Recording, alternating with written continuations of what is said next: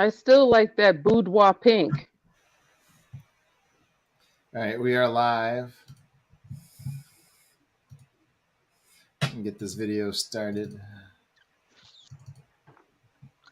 In a world of divisiveness, we bring you diversity. In a world of hate, we bring you love. In a world of fear, we inspire you to live. And now, laughing, loving, and alive with your hosts Rain Thomas, Elmer J. Howard, and Dr. Kevin.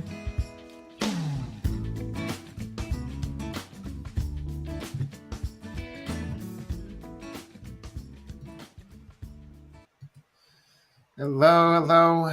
Today I am just Elmer. And I am just Rain.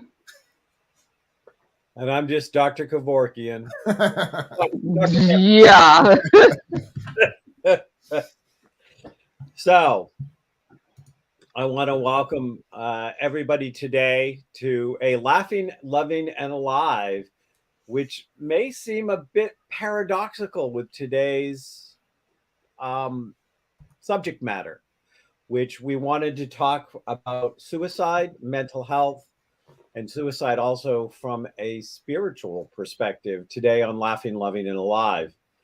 And in bringing this subject up, I want you to know that laughing, loving, and being as most in touch with your own aliveness and those around you are the way to survive when somebody you love commits suicide.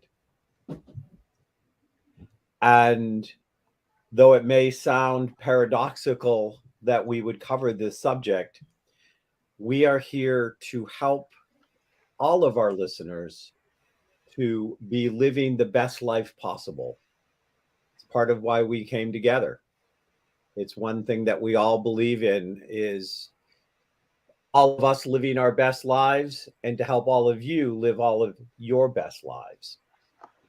So we are going to start as we always start and do a quick check-in.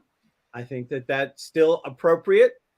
So, just Elmer, how are you? And what is going on in your world of laughter?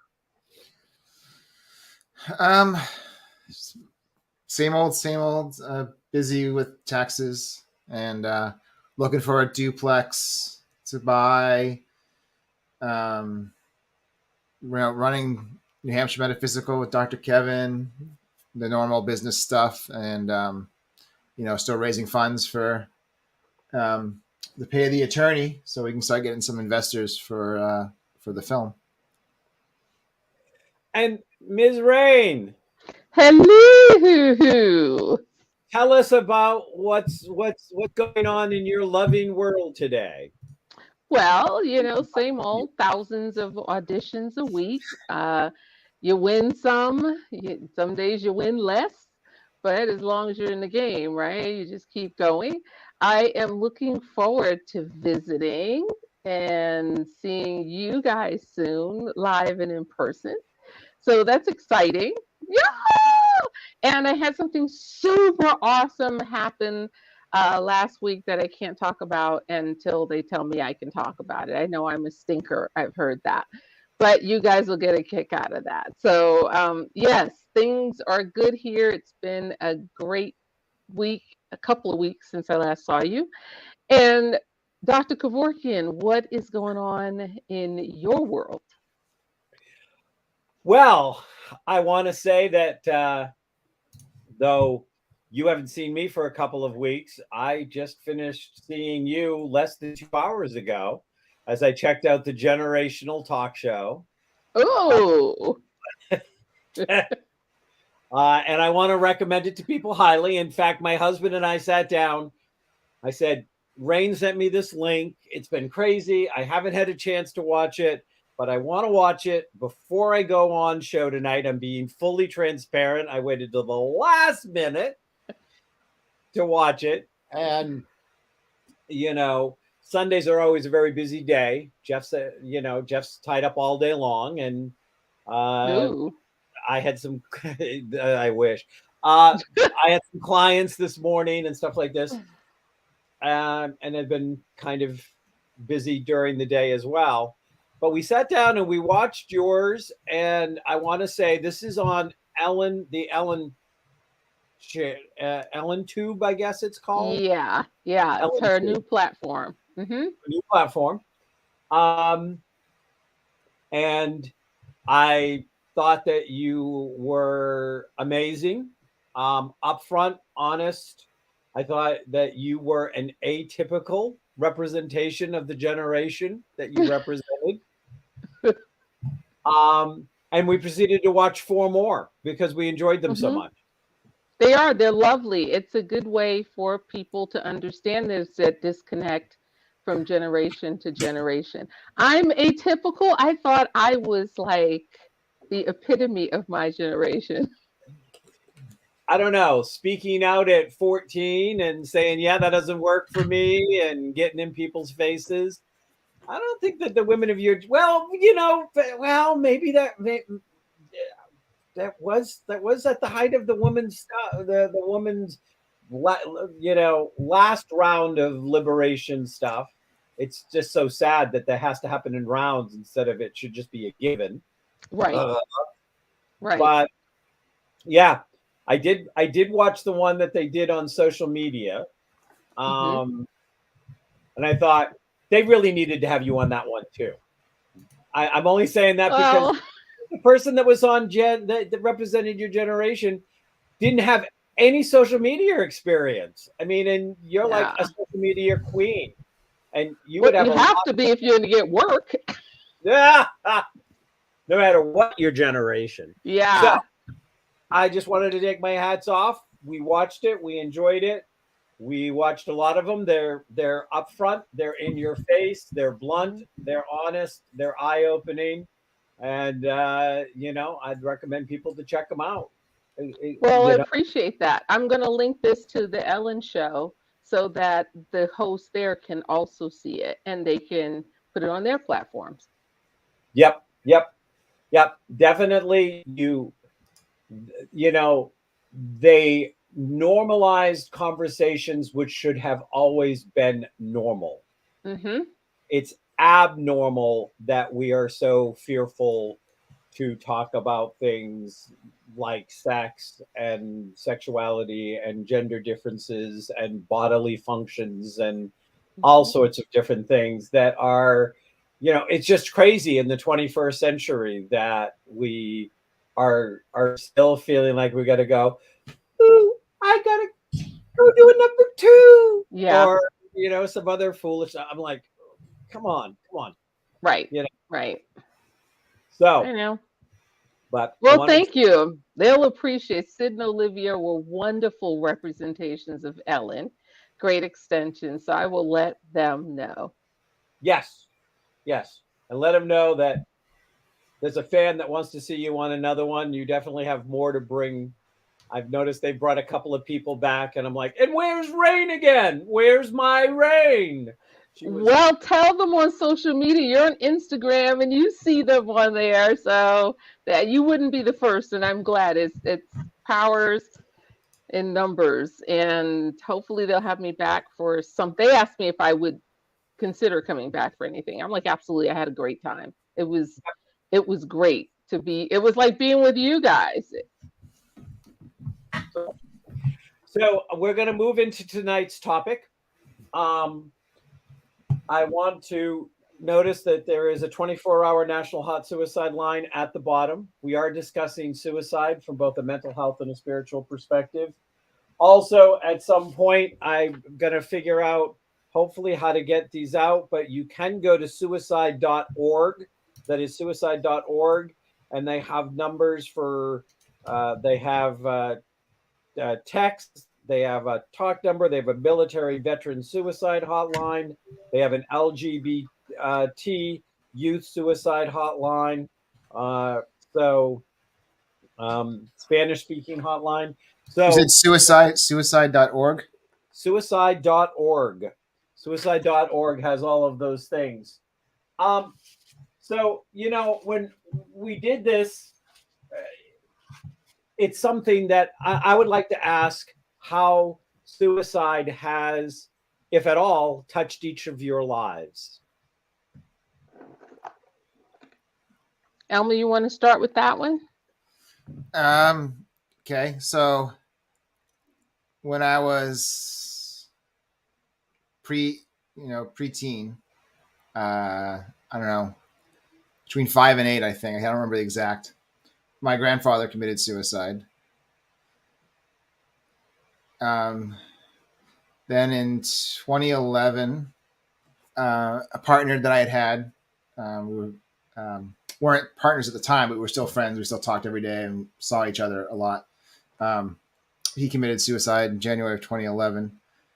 And then just recently, in December, a kid I've known since he was about 6, he was 18, he took his life. Wow. Do you remember how, did they tell you how your grandfather died? Yeah, that he hung himself. And did they say anything about it? Was there any, do you remember anything, what your impression was? No, just that he couldn't stand his wife, my grandmother, because she was accused of killing half her kids. Wow. Okay. As somebody who has been on that side of suicide, what would you want to say to somebody who is tuning in tonight because they've already been impacted by suicide? What would you want to share with them?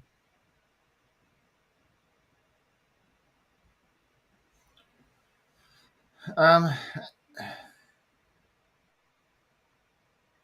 guess the biggest thing is, life, as hard as it is, life still does go on, and that, the people that left wouldn't want our lives to stop because of this. That wasn't the point of what they were doing. And that, especially you're not alone, there's plenty of people that are impacted by suicides. And, there's more on the periphery. I had someone in the gay men's chorus that I was part of committed suicide that I knew. I had worked with Robin Williams on Flubber, and of course, he committed suicide. So, yeah, I think it happens a lot more recently, unfortunately. But I think everyone's life in some ways impacted by suicides, and so you're not alone, and that life, does go on. And you always keep, just like in any death, you keep the person's memory alive, in your thoughts and in your heart. And that, I think the biggest thing is, it's not your fault. That, people think, even me, even in the most recent one, I wonder, like, oh, did I, could I have done something if I had pushed more to reconnect with him, than I was trying to reconnect, and, did I do enough? But, I think at the end of the day, it's their choice, and yeah, we want to prevent it and help prevent it, but it doesn't mean it's your fault for it happening. I think that that's so important that we always remember that at the end of the day, how much we may not like it, it was their life and their choice. And I think the other thing is that it's so important for people to talk about it in a way that isn't filled with shame or guilt, because it is not uncommon that both of those can exist for the people that were closest to the person who committed suicide. A shame as in, I didn't do enough. How could I have not seen it? How could I not have known? What did I, what was the, and so there's this guilt. And then in some cases, especially If there are certain religions in play, there's a shame too Hmm. that goes along with this. And I think it's so important that we're able to have a normal set of conversations about this, because the more that we can talk about it in a way that does not make it this quiet, dirty little secret in the corner, the more likely people are to realize, what are the signs? Are there signs? Could I have seen things? Are there things I could have said or done that I didn't know? So of course, you can't be responsible for what you don't know. We don't all go out and say, hey, let me memorize all of the signs and then constantly look at everybody around me that I care about to see if any of them showing. It's not practical. It's not realistic. Well, not only But that, even if you know someone's suicidal and you do the best to get your help, that doesn't always necessarily mean that it's going to prevent it. nope. Rain. Yeah. Are you gonna preface that with a question, or am I piggybacking on You're Elmer? piggybacking on Elmer's question. You know, how, if at all, has suicide impacted your life? Well, you know what's interesting? Again, I grew up in that era where I was always told a couple of things. Black people don't commit suicide, and weak people only commit suicide. And, you know, growing up where a lot of us did suffer at the hands of things we were told from our families or the way we felt, we got together and we just kind of talked about it. But, that doesn't stop the mental suffering. And I don't think anybody had the anybody that I knew had the guts, only because it wasn't that it was a cry for help. Your family thought you were doing something to intentionally shame them. And living with that, say, you attempted and it didn't happen, that would be, you'd never live that down. I mean, that your family would torture you. And it has nothing to do with race or religion or sexual preference. There's so much pain out there. And I realized that as I got older, because I didn't know anyone who had committed suicide. And if I did, I didn't know that they committed suicide, because they could have, and then they just, somebody could have said, well, they died of pneumonia, because that would be more of something they would have said in that era. It wasn't until like the last 10 years where I actually heard people who were parents saying, my son committed suicide. And one lady in particular, I won't say her name and her son or where she's at, but she was lovely. And I hadn't seen her in forever. And she texted me one night and she said, did you hear that my son committed suicide? I said, what do you mean? I don't understand what that means. And because her son was like 14. And I happened to have another friend whose son was in class with him and who told me what happened. And I was like, oh my God, that would be devastating. Was it something that his parents made him do? Or, I just didn't understand it. And recently, a couple months ago, I lost a friend to suicide who he was suffering from so much damage from at the hand of his family as a child. And we go out, and he was such a bright spirit, and I just loved him. And he would say, the voices. He said, I can't get away from the voices. And being someone who's had a lot of voices in their head from, since I was a kid, and I still do, and I have to fight them every day. He didn't have someone who could be there all the time for him. And he's like, I don't want to drink because it intensifies the voices, but I don't get any rest from them. They go around and around. And I was shocked that he actually did it, but I wasn't surprised because I knew he was in so much turmoil. I think it's I want to ask a clarity question here, because when people talk about hearing voices in their head, I just want to make it clear that these are our voices of self-doubt and self-criticism and things like this. Because there's a general, if you're hearing voices in your head, then it's a, it's some other issue, some mental other issue. Yeah. Yeah. And so I just wanted to make that as a clarification there. Yeah, they're the voices that you hear of. You hear the voices of the things the people have said to you. Yep. And you can't tie yourself away from those things. You hear it, and that is self-doubt and and shame. And you can't tear yourself away from that. And everybody has the answers. All you have to do is be happy and be positive, and you have so much to live for. And those are peeves of mine. So, well, one of the things that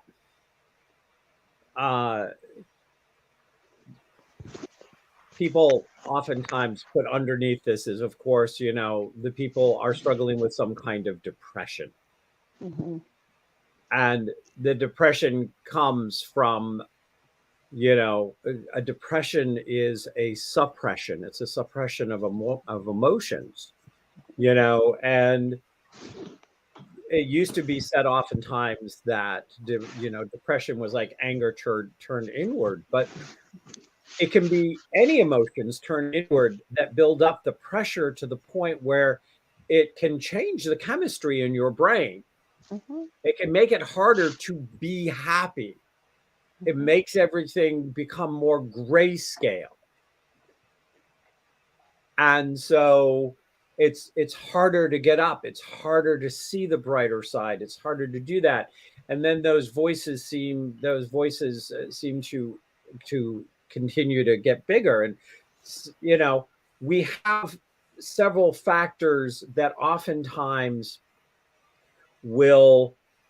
show up regularly, and they are things like unresolved issues from childhood or life events. One of the suicide hotlines that I refer to, that you can find at suicide.org, and I see that Elmer put it up in the comment section. Thank you, Elmer. There's another comment that I don't understand. I don't know. The sad F. Yeah, I don't. Yeah. So, but is the military veterans, the military suicide, but we're looking at certain groups that tend to have more reason because of isolation, because of being outside of societal norms, or having a shared experience of trauma, as in the military, that they can't adjust when they come back from like war and what that meant. You look at the LGBTQIA, which oftentimes lives there. I mean, these are two groups that tend to have higher suicide rates. And there is that societal environmental set of reasons, along with a social norm that to not talk about it, to not reach out, to not ask. I'm looking around because I grabbed a bunch of statistics. Also with those same, depression and LGBT in youth, besides those, what those issues bring towards suicidality, there's also the bullying.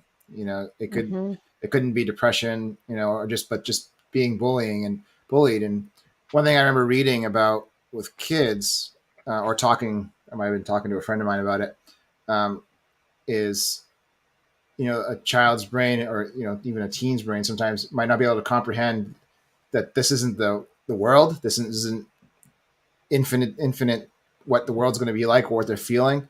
That things do get better. Tomorrow's a different day, and if they don't catch that, and they get stuck in that feeling of being bullied, or LGBTQ, or being depressed, or whatever it happens to be that is driving them to think about suicide, that they can't think their way out of it, because they might not have the capability to even do that. And when you're done with the statistics, brings up when reason that people don't talk about it, I think is one of the biggest pet peeves I have around people talking about suicide. And I want to bring that up when you're done with your statistics. Well, I just wanted to mention a couple of statistics that I thought were important. And then I also want to take a second and talk about my relationship with suicide. But suicide, the following age groups, 10 to 14, 15 to 24, and 25 to 34. They are the second highest reason for death in all three of those categories are suicide. Wow. Second highest reason for death. Suicides actually, I found this very interesting, went down in 2020 in the pandemic. And I talked about that a little earlier today at something I was doing. And actually getting more separated from the toxicity and the pressures that we've created in the environment lowered the suicides. We have 2.5, the last statistic I could find, because the statistics are always a year or two behind because they have to wait for a year to end and stuff. There were nearly 2.5 times as many suicides in the United States as there were homicides. Wow. 2.5 times more. We also are like the 20th country per population we have suicides. We're number 20 in the world. So who was number like 1 and 2? You know? I didn't print up that information. I would have to go back and pull it out. Okay. But I was just curious. Yeah. 40% of LGBTQ youth seriously considered suicide in the past year was another one that I found. And 52% of trans and non-binary youths, 52% felt that suicide was a better option than the isolation, the rejection, the bullying, and the violence that they experienced. Those are horrifying numbers in this country of those people. And my relationship with suicide. And then I want to go to Elmer's pet peeve, your pet peeve, and things. So first of all, I was 12 the first time I tried to commit suicide. So I tried to commit suicide at 12. 11. I tried to commit suicide at 11. I tried to commit suicide at 12. I tried to commit suicide at 19. And I tried to commit suicide at 27.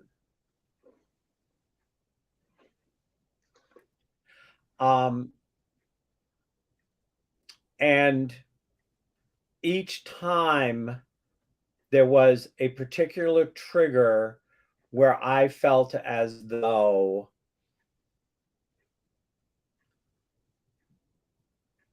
two things. One, the world would be better off without me. And I will tell you that the first time I tried to commit suicide was, there was a lot of fighting in my household growing up. And there was a real loggerhead between my stepfather and myself. And the day that my brother, who I felt like my two brothers were all I had for allies in the house, when my brother stood at the top of the stairs and looked at me and said, that I just needed to go away. Everybody would be happy if I just wasn't here anymore.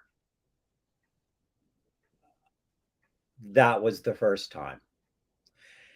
And that always stayed with me. Who would people be better off without me? I even remember thoughts saying, would anybody even notice I was gone? Mhm. And,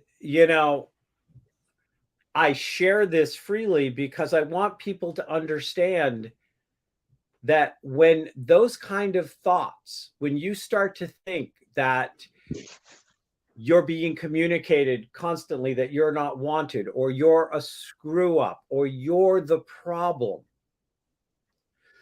the second time I tried to commit suicide, I was told I was a screw up because I couldn't even do that right, Mhm. because I didn't succeed.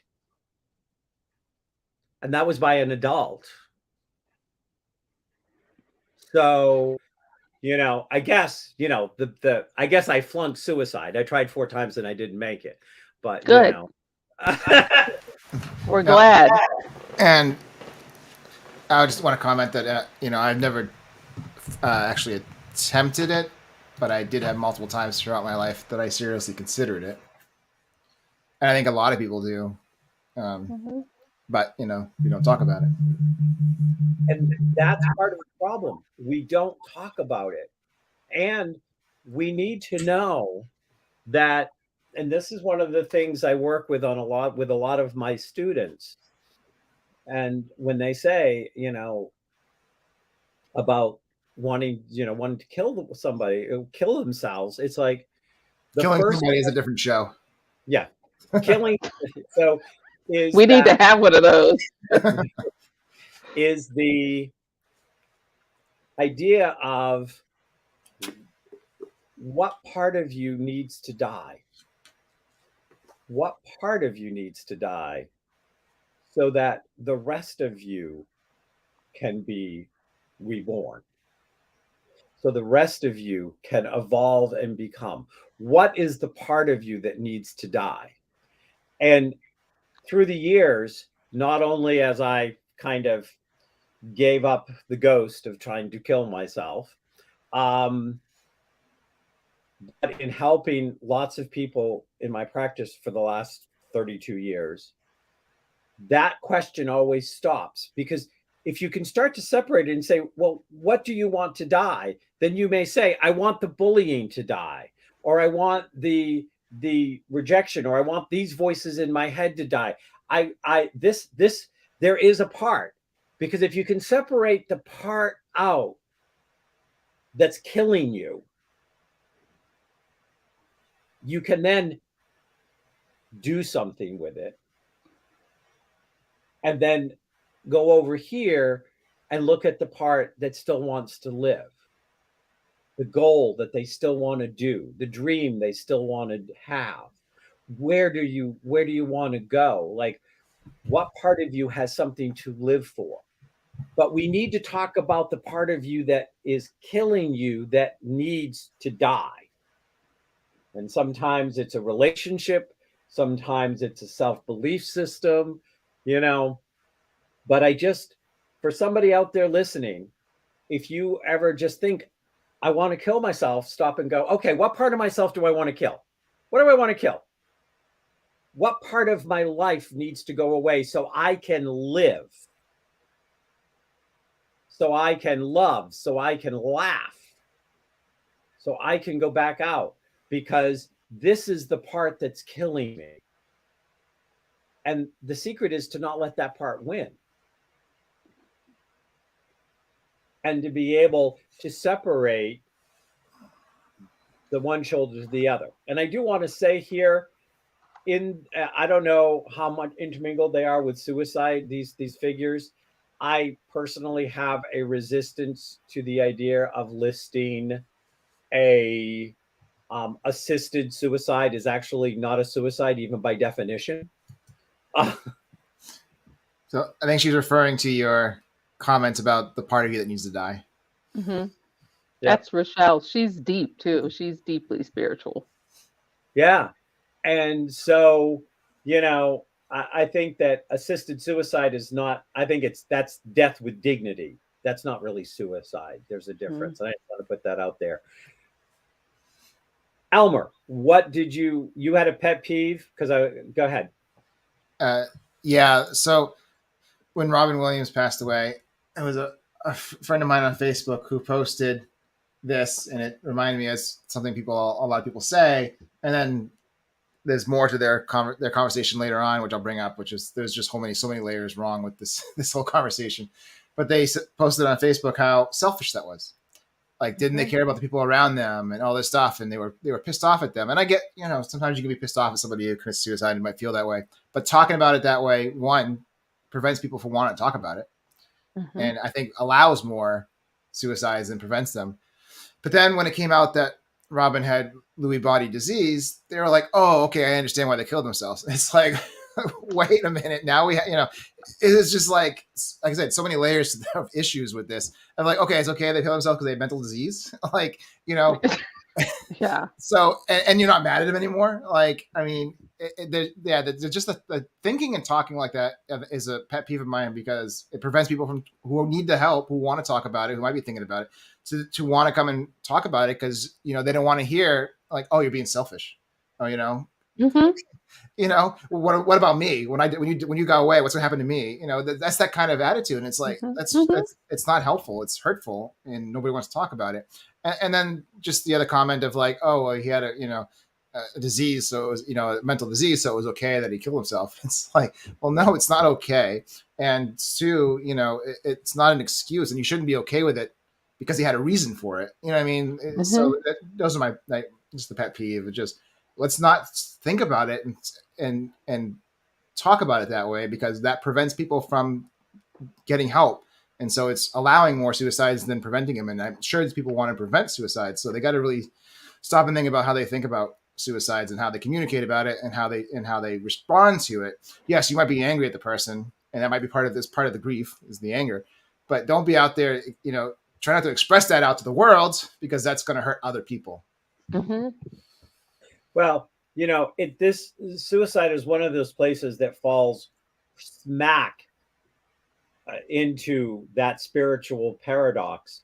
The world is not all about me, and the world is all about me, and both are equally true and valid. Mm-hmm. All we can do is experience our loss of the death and what that loss means to us.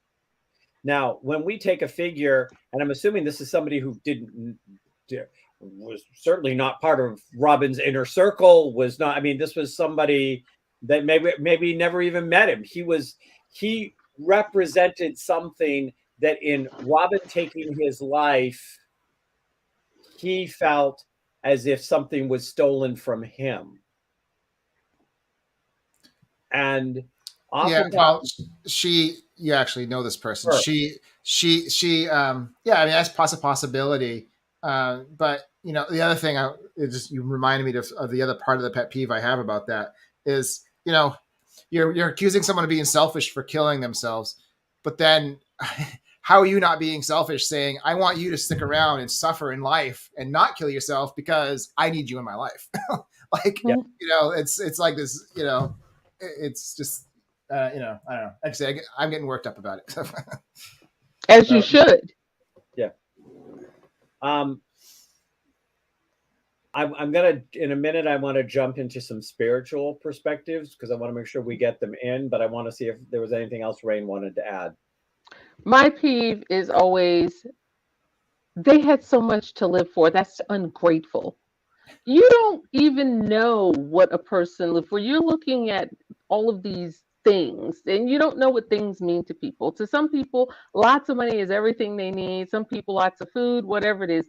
But just because a person has a lot of stuff, or it appears to you that they have a lot of stuff that you want, that you haven't acquired, that person needs to stick around and suffer because they have so much to live for. That's a peeve, because you don't know what's going on behind the curtain. And it's interesting because I have people that ask all the time, and I stopped answering people years ago.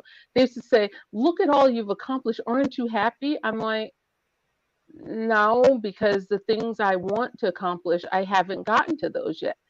And they're like, "But you have a nice husband, and you have a nice this, and you're not even listening to what I'm saying. You are listening to what you're saying." So that's a huge peeve of mine because until you're behind the curtain, you don't know what's going on. So, yeah, and again, that falls right into that spiritual paradox. It's all about me. Hmm. It's all about me. It's all about how I'm experiencing it. And some part of us can't help but do that. But we can then mature beyond that and at least make an attempt to try to look at from the other person's perspective to say, well, if they had a reason, what would it be? What, like what was going on? Hmm. What didn't I know? What might I never know? I mean, Hmm. so, but oftentimes in that case, I think part of what's going on is that person feels like you have something you have something going for you that they wish they had going for them. Hmm. And how dare you throw yours away when they can't find it, whether it's a satisfying career, whether it's a happy relationship, whether it's Hmm. things, whatever it is. You have something I want and you Hmm. threw it away. How ungrateful for you. And when I can't get it. Hmm. And That's so, it right there. yep. So on the other side, I experienced the other side of suicide um, in high school when a classmate who actually I had dated a little bit and was kind of crushing on killed herself, and then have experienced several suicides since then. And I just wanted to put that out because I did all of it from the perspective of my suicides, but I've been on the other side, including having clients that committed suicide. And if you want to talk about not trying to get into where did I fail, be the person who is somebody's spiritual coach, counselor, catalyst, and be okay. That's what they needed to do. They made their decision. And I want to bring this into a spiritual perspective, which a lot of times we brush by on this show, but we don't really dive into it like I dive into it everywhere else I go, because that's not what this show has been about. So I do want to put out here, though, what I'm getting ready to share with you is my experience of communicating with dead people since I was 8 years old.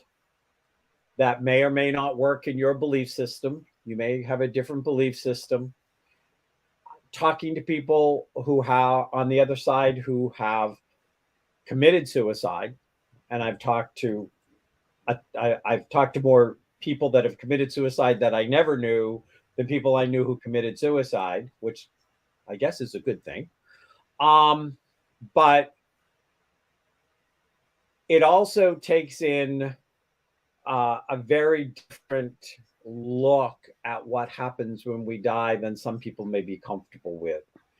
And at this point, I want to say to people, if what I'm saying to you and the perspective I say it to you does not resonate, then don't take it. If it resonates, it makes sense, it touches you at some level. There are a lot of resources and there are things out there and ways to follow up and get more information or to look at the world from that perspective if it's a different perspective for you. If it really irritates you and you want to start throwing things, you probably need to look at it really hard because there's a truth there that you absolutely don't want to see. And so I want to put that out there before I go into this. So, in talking to people who have committed suicide and that are on the other side now, they fall into two groups, has been my experience. The ones who made a bad free will choice. It really wasn't their time to die. our soul comes in with a number of contracts that we are here to have, experiences we came in to have, things we came in to learn, agreements, that those contracts, those agreements with other people that we're going to be there to do certain things. And we do get to make free will choices. Our lives are not predestined. And in making those choices, sometimes we make, or many times we make the wrong choice, whatever that choice is, as far as what our soul wanted us to do when we came in, when we wrote our original life plan. When somebody comes in and their life plan is, I came in as a soul to commit suicide as a teaching lesson for the people that I'm leaving behind, for that experience. The soul sees the temporary nature of our body and our lives. It knows we've lived before and it knows we'll live again. In that movement, we experience many different things. We get murdered, we murder. We commit suicide. We live to 110.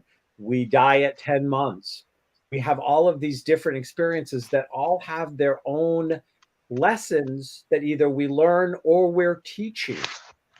Sometimes we just come in to teach more than learn. And suicide is a great teacher. There are many people's lives that get changed over time in a very positive way because of suicide if they allow themselves to have that happen. And this is referencing what Elmer said earlier, about know that they want you to move on, know that they want you to do stuff, and sometimes the people I have talked to that are spirits on the other side, it may have been, like I said, it may have been a death with dignity type of suicide. It may have been, I'm in racking in pain and there is no recovery. And I'm going to make an empowered choice to not spend 6 more months with no quality of life and pain to keep everybody else happy. And whatever the reason, that suicide, they kill themselves, they hang around for a while, they help people, they move on, go into the light, however you want to look at it. But that's what they came in to do. They came in to teach through their suicide. Does that make it less painful for anybody? No, it's not. It's not meant to be not painful for you. It's meant to be that kind of pain that helps you grow and become more, that helps you evolve into a better self or a better servant of humanity. But then there are the free will choices. And the free will choices, when they do that, my experience has been they are then in what I would call purgatory for a period of time. They have all of these contracts that they have reneged on. They may have had children that they were supposed to father or mother. They had roles they were supposed to play in all of these other souls' lives. And they broke all of those contracts. And they are stuck in a limbo for a while, not indefinitely. It's not forever. It first came to me, oh my God, must have been 20 years ago, the first time I talked to somebody who had committed suicide and had done it in front of his wife and 3 children. And in talking to this person on the other side, and I kept on being suspicious because they were lying to me. Just because you're dead doesn't mean you can't lie. I just want to put that out there. And that I had to kind of go up over the communication with them to see what happened. But then I could see they would have a period of time where they were going to have to watch with a full intellectual, emotional, and spiritual body and feel everything that was being felt by those people whose contracts they broke. They had that experience of suffering with that bad free will choice. I have been accused that this is a dangerous thing to share because it justifies that somebody thinking about suicide can say, well, maybe it's my soul contract to commit suicide. If you think that, the answer is no. Because you wouldn't even go into that direction. If you're starting to think about soul contracts, well, then you must have had some spiritual background and some spiritual people. And I suspect you start talking to them and let them ask you the question. So what part of you wants to die? So that you can figure out about moving forward. But I have talked to plenty of both. And even the ones in purgatory, eventually they do whatever they can do, and then they can choose to go off into the light. And then there are the ones that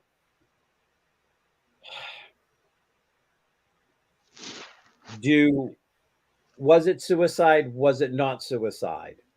They were playing with drugs. Did they mean to overdose? Was it an intentional overdose, or did they just lose track of what they were doing? Did they mix the wrong things? What was going on? And the last thing I will say is I've also talked to people who didn't know they were dead. I had to tell them they were dead because they didn't know, because they died in such an altered state that they just thought they were still on a bad trip. But they may have got listed as suicide. It may have looked like they intentionally did too many drugs, or something happened where they had just given up or whatever. And I just am throwing that out into the mix. But I wanted to share that, and I wanted to then turn it over to the two of you to see if you had any questions for me. But, you know, I guess one last thing I want to say. From somebody who has been, you know, talking to ghosts and dead people since I was 8, and have had a very up close and personal relationship with people from both sides for pretty much my whole life. We only hold ourselves accountable. Our higher soul, our greater self, is the one that holds us accountable to, did we live the life we professed we believed in? Did we live in the integrity of who we are? Religion makes no difference. Spiritual beliefs make no difference. At the end of the day, if you said you believed that you were a Catholic and you lived as best you could as a good Catholic and you followed it, then A+. If you said you were a good Buddhist and you lived as a good Buddhist, and the thing is, when you pass on, you cannot hide any of your thoughts, motivations, intentions, or anything from your higher self. But there isn't somebody out there other than us keeping score, waiting to punish you for these acts. Questions? Thoughts? Elmer?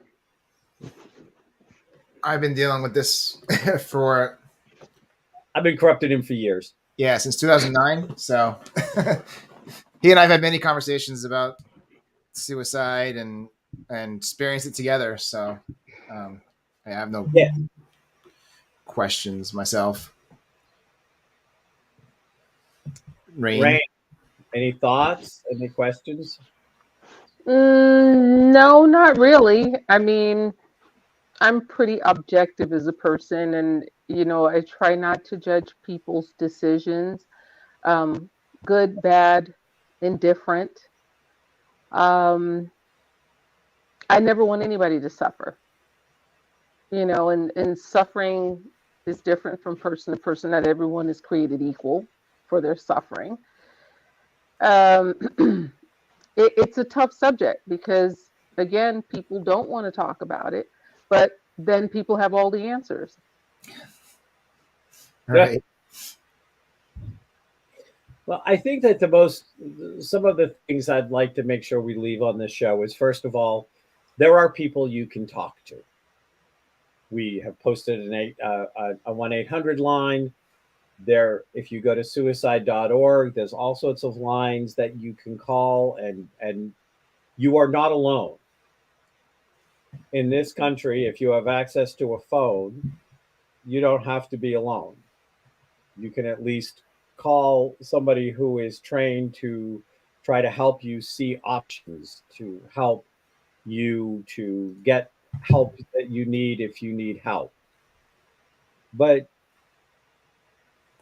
there are also people that love you, and sometimes the people that even just like you. If you get quiet, a lot of the time, if not all the time, you'll know who you can talk to. You'll know who's not going to judge you.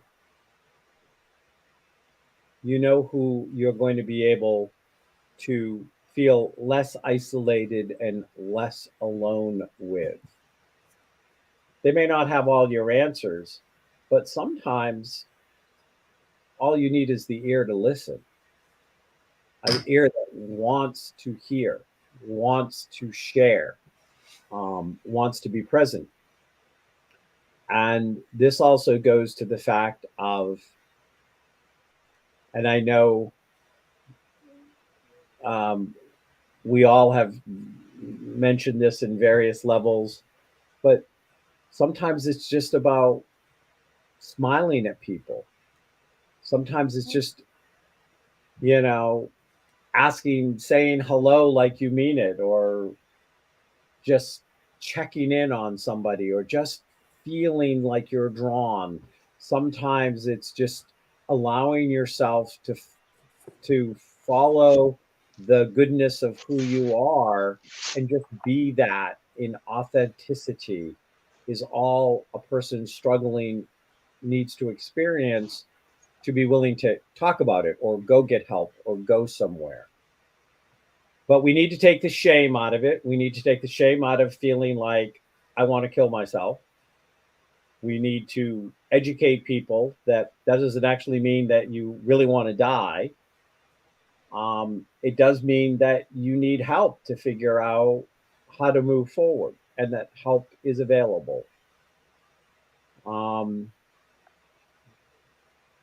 Any closing words or thoughts from either one of you before we run out of time? I just want to say another thing that I think that really is a problem is, social media, we're allowed to get on there and say whatever. I see people saying, we just throw that around now. Oh my God, I could just kill myself. Oh my God, I could just die. Oh, I went on this date and I could kill myself. And we make it where it doesn't have that intensity that it used to have. Because if you said that out loud somewhere before, I remember the days where they would say they'd come get you and take you to the nut house. Because you were a danger to yourself if you were saying that. I mean, Bellevue was the hospital they call at the insane asylum. They'd come get you and take you away. Whereas now everybody says it on television, they say it on cartoons, and then when it actually happens, people are shocked that it happened. It doesn't hold a lot of weight anymore, and that's really sad. Yeah, I feel like definitely social media is that double-edged sword, and one edge of that sword is I think it contributes to the isolation and the self-critical and the body images, self-body images. And as Elmo was talking about, the younger brain has a harder time figuring out reality, that today isn't forever, and it's still in this learning phase and stuff like this. And social media can be a real poisoned well, and you drink enough of it, it's like drinking any kind of Kool-Aid. It ain't good. Yeah, that's all my thoughts for this. This was powerful and great, and we got some good comments out there. Good. Elmer, any closing thoughts? Because I know what. Go ahead, Elmer. Or just next week's guest, because I know we're coming up on time. Yeah, next week's guest is Bobby. Somebody Rain brought us. Bobby Mullins, chemist, hair chemist. Oh, interesting. So that should be, so join us in 2 weeks, I think, right? Is it 2 weeks? Yes. Yes, in 2 weeks, the 13th of March, 10 o'clock Eastern. Same bat time, same bat channel. Okay. So I guess, so if he's Batman, who are you? I am the Joker. Well, I guess that makes me Robin, since, you know. Holy Pepto-Bismol, Batman. All right, we've gone over. Let me play us out.